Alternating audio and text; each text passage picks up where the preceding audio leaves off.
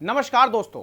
आज हम एक ऐसे विषय पर बात करने जा रहे हैं जो इस समय पूरी दुनिया का ध्यान खींच रहा है। मिडिल ईस्ट में इजराइल और ईरान के बीच तनाव अपने चरम पर है और सवाल यह है, क्या यह तनाव तीसरे विश्व युद्ध की ओर लेके जा रहा है। लेकिन इस कहानी का असली टर्निंग पॉइंट दो देश हैं, रूस और अमेरिका।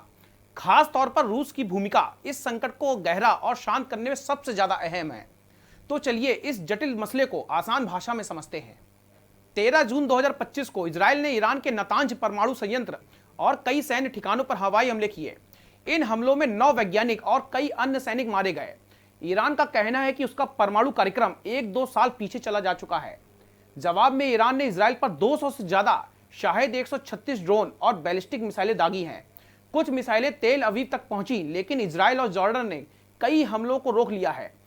अब सवाल यह है, यह तनाव इतना ज्यादा बड़ा क्यों हो चुका है और इसका रूस और अमेरिका से क्या लेना देना है। चलिए पहले रूस की बात करते हैं। रूस इस कहानी का एक मुख्य किरदार है। रूस और ईरान के बीच गहरी दोस्ती है, खासकर यूक्रेन युद्ध के बाद से। रूस ने इजराइल के हमले की कड़ी निंदा की है और इसे अंतर्राष्ट्रीय कानूनों का उल्लंघन बताया है।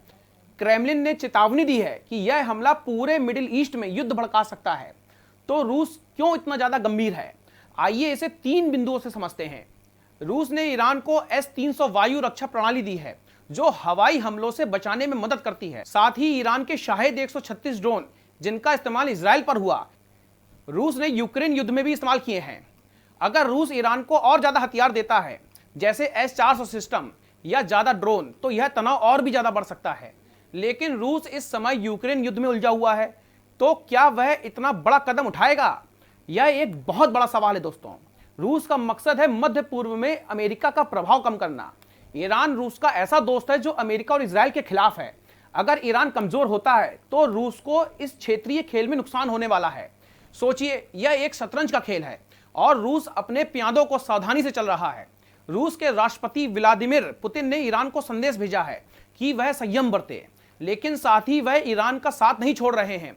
अगर रूस ईरान को सैन्य समर्थन बढ़ाता है तो यह अमेरिका और नाटो के साथ में सीधा टकराव हो सकता है।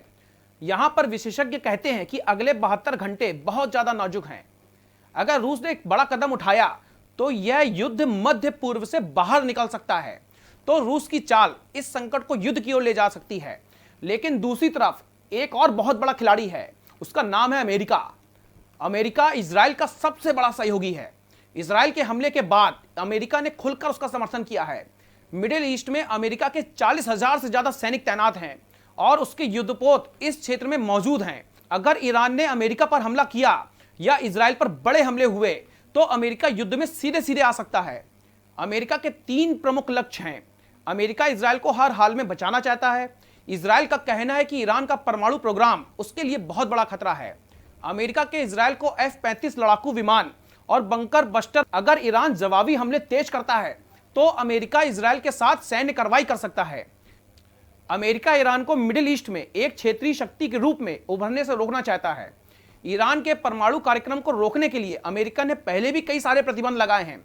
अगर ईरान अब परमाणु हथियार की ओर बढ़ता है तो अमेरिका सैन्य कदम उठा सकता है। ही असली टक्कर है। रूस और अमेरिका इस क्षेत्र में एक दूसरे के सामने हैं। रूस अगर ईरान का समर्थन करता है तो अमेरिका इजराइल और अपने सहयोगियों को और ज्यादा मजबूत करेगा। आपको बता दें कि यह 2 महाशक्तियों की जंग है जो इस छोटे से युद्ध को वैश्विक बना सकती हैं। तो एक तरफ रूस है जो ईरान का साथ दे रहा है और दूसरी तरफ अमेरिका जो इजराइल के साथ खड़ा है। लेकिन क्या यह युद्ध तीसरे विश्व युद्ध में बदल सकता है? विश्व युद्ध तब शुरू होता है जब कई सारे देश एक साथ युद्ध में शामिल हो जाएं।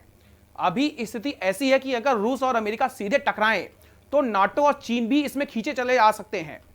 यहां पर विशेषज्ञों का कहना है कि अगले 72 घंटों में अगर तनाव बढ़ा तो विश्व युद्ध की संभावना 30 से 40% तक हो सकती है। कुछ बातें इसे और ज्यादा खतरनाक बना रही हैं दोस्तों। अगर ईरान परमाणु हथियार की ओर बढ़ता है तो यह तबाही ला सकता है। युद्ध से तेल की आपूर्ति रुक सकती है और कीमतें $100 प्रति बैरल के ऊपर जा सकती हैं। इससे पूरी दुनिया की अर्थव्यवस्था हिल सकती है। अगर रूस ईरान को हथियार दे देता है और अमेरिका इजराइल के साथ खड़ा हो जाता है तो यह युद्ध वैश्विक हो सकता है। लेकिन अच्छी बात यह है कि दुनिया इसे रोकने की कोशिश भी कर रही है। संयुक्त राष्ट्र ने आपात बैठकें बुलाई हैं। तुर्की और ओमान जैसे देश मध्यस्थता की पेशकश कर रहे हैं। भारत इस संकट में तटस्थ है।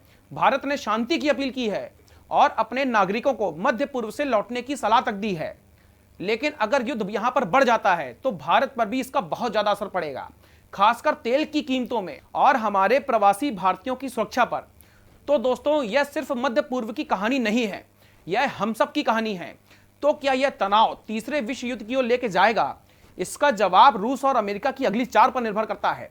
रूस अगर ईरान को और ज्यादा समर्थन दे देता है तो यह युद्ध बढ़ सकता है, और अगर अमेरिका इजराइल के साथ सैन्य कार्रवाई करता है तो टकराव वैश्विक हो सकता है। अगले कुछ दिन बहुत ज्यादा अहम है, लेकिन उम्मीद है कि विश्व नेता शांति की राह चुनेंगे। आप यहां पर क्या सोचते हैं? क्या हम शांति बनाए रख सकते हैं?